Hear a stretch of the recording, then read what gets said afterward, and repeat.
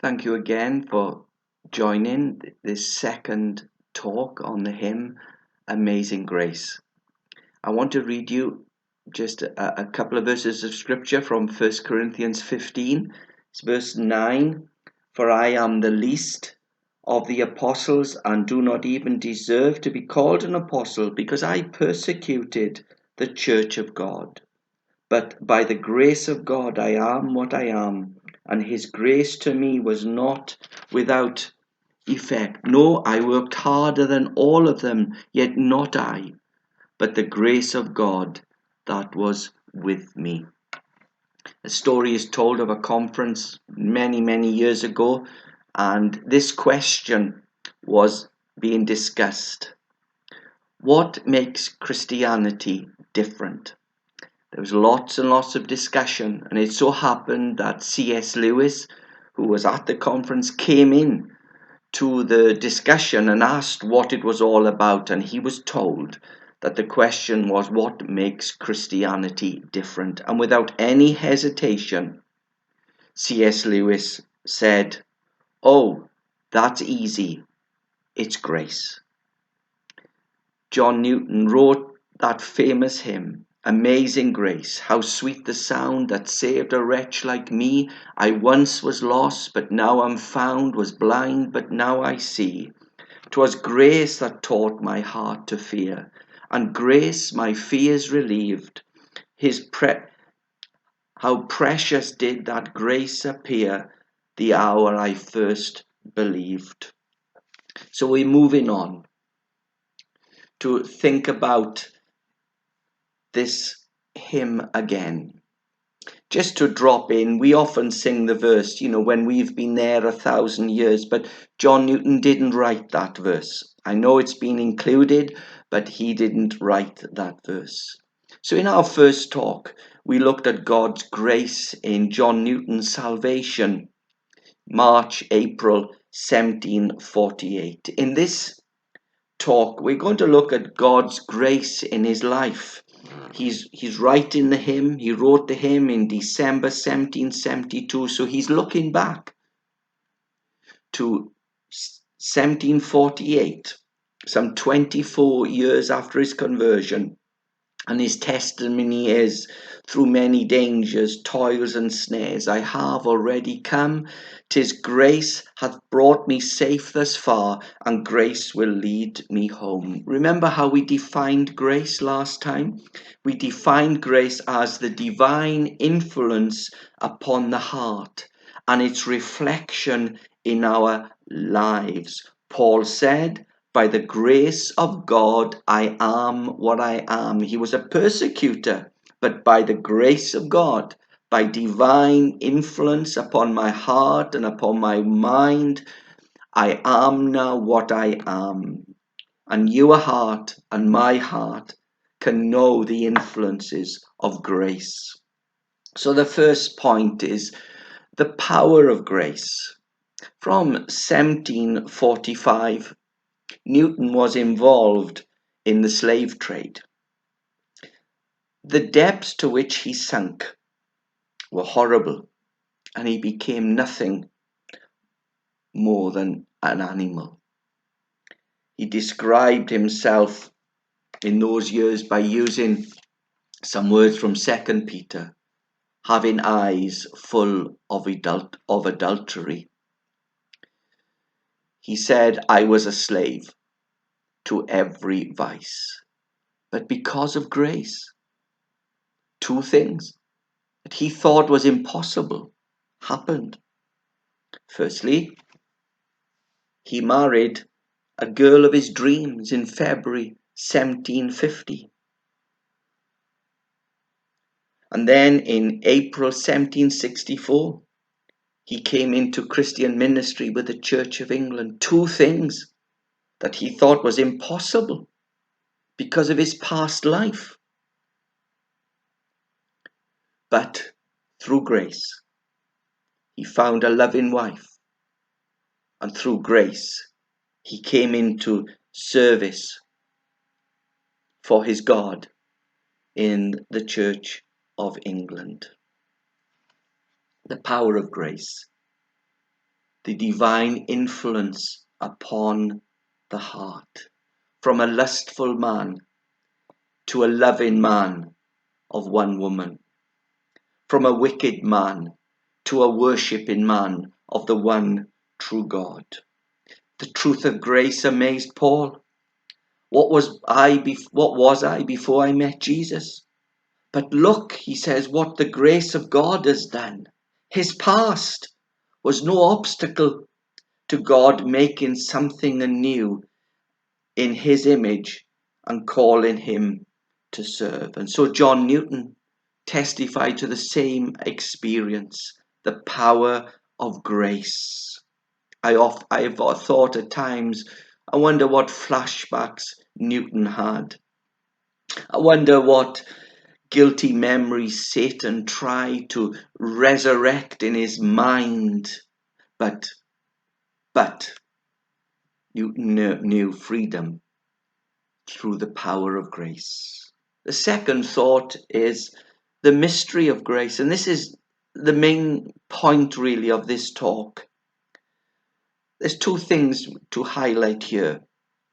Firstly, yes, he was converted sometime March, April 1748.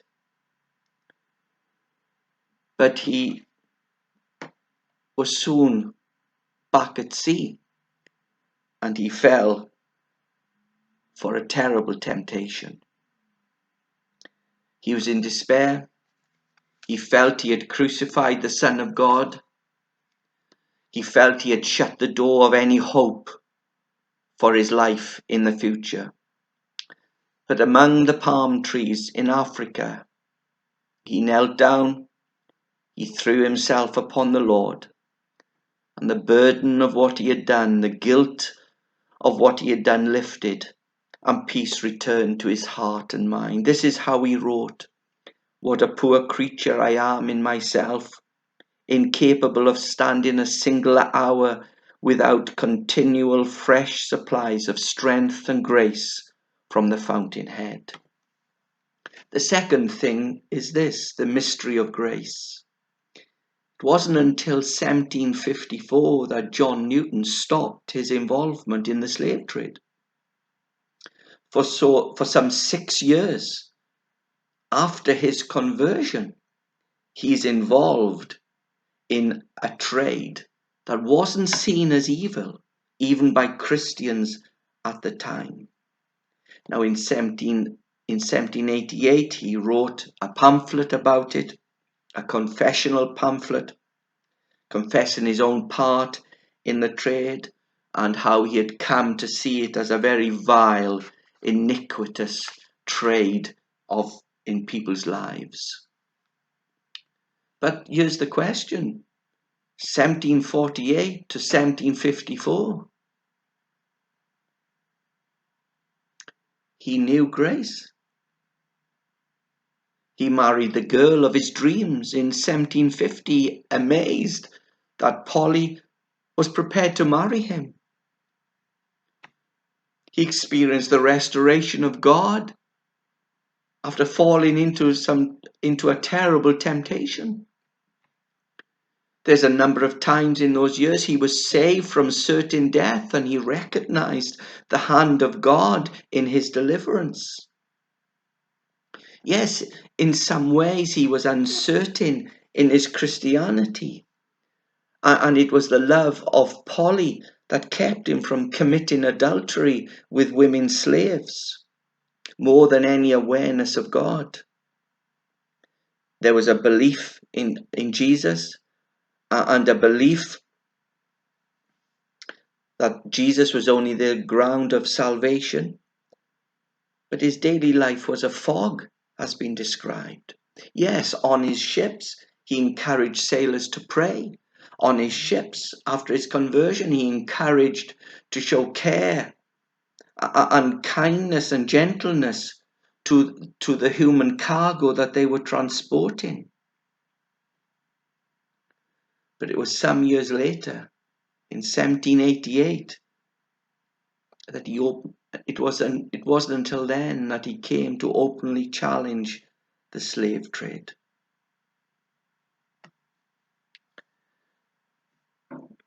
It was in 1754, what turned out to be his final trip. He was in St. Kitts, and he came across a Christian man called Alec Cluny. And Alec Cluny discipled John Newton in the ways of God. And Newton made an unreserved surrender of heart to Jesus as a result. His confession, my Lord, my life, my way, my end. The mystery of grace, as someone says, it doesn't add up in our thinking.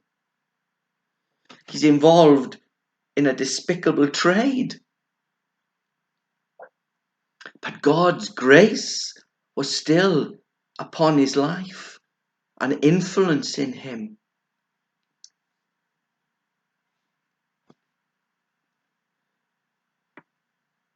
For 6 years then, involved in something that he thought was God's purpose for his life. He felt that's what God had allotted him to do with his life. But in 1754, he had started to feel a need to change his occupation. He disliked being the jailer on a board ship, and was praying to God for another occupation which would allow him to have more time of fellowship with Christians and more time with his wife. And he's praying and he's praying. This is in 1754. He's praying. He's seeking God. One commentator said his life did set. He looked like his life was set to continue in the slave trade, but he was praying. Now, in late 1753, he had been allotted another slave boat, and it was being fitted out, but there was delay, and there was delay, and there was delay. And of course, he's praying. The opinion is that the tension and the pressures of it all were playing on him, and he collapsed, and his wife thought he was dead. Just 2 days before he was to go on that slave ship again, he collapsed. It all ended with him resigning from his command, and he spent the rest of 1754 up to the spring of 1755 recovering. As someone has said, grace, it doesn't add up. The mystery of it. Looking at John Newton, I think we would have said, how could he have been involved as a Christian? Perhaps even written his conversion off. But see, God's grace is all about God's heart and attitude to us. Its power is that. It's God's heart. It's God's attitude to us. We have blind spots, but God's grace, the mystery of God's grace, is still with us. Because the challenge is to look at people with grace. Yes, they may have all sorts of studs and tattoos, etc., etc., etc., etc. And it's so easy to jump to conclusions and judgments. But let's have God's heart. God's heart towards people is grace. So the final thought in this second talk is the assurance of grace. He says, and grace will lead me home. I've wanted us to focus on the mystery of grace in our lives. We are not what God wants us to be, but God's grace is still upon our lives. John Newton died in 1807. He wrote the hymn in December 1772. So he's looking back, 1748 to 1772. He's looking back. Through many dangers, toils and snares, I have already come.